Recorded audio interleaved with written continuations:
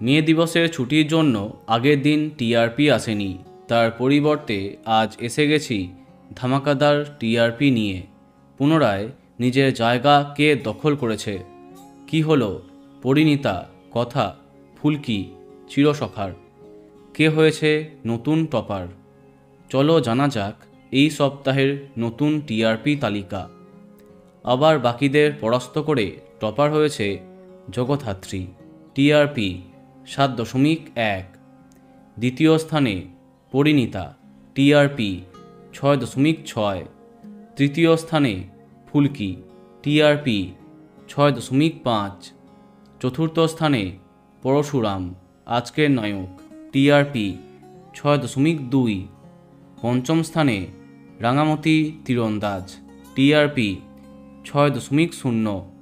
ষষ্ঠ স্থানে গৃহপ্রবেশ, টিআরপি 5.6। সপ্তম স্থানে কথা, যা টিআরপি 5.5।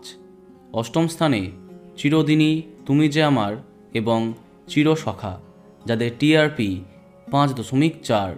এরপরে নবম এবং দশম এই দুটি স্থানে আছে গীতা এলএলবি এবং কোন গোপনে মন ফেসেছে, যাদের টিআরপি যথাক্রমে 5.0 এবং 4.9। তাহলে প্রথম 10-এ এই সমস্ত ধারাবাহিক আছে। এবার দেখা যাক বাকিদের কি হাল। এরপরে 11তম স্থানে অনুরাগের ছোঁয়া এবং রোশনাই একসঙ্গে, টিআরপি 4.8। 12তম স্থানে মিত্তির বাড়ি, টিআরপি 4.0। 13তম স্থানে তুই আমার হিরো, টিআরপি 3.3। 14তম স্থানে রোশনাই এবং শুভ বিবাহ, টিআরপি 3.1। 15তম স্থানে তেঁতুল পাতা, টিআরপি 2.6। 16তম স্থানে আনন্দী, টিআরপি 2.3। 17তম স্থানে মিটিছড়া, যা টিআরপি 2.2। এবং সবশেষে 18তম স্থানে দুই শালিক, যা টিআরপি 2.1।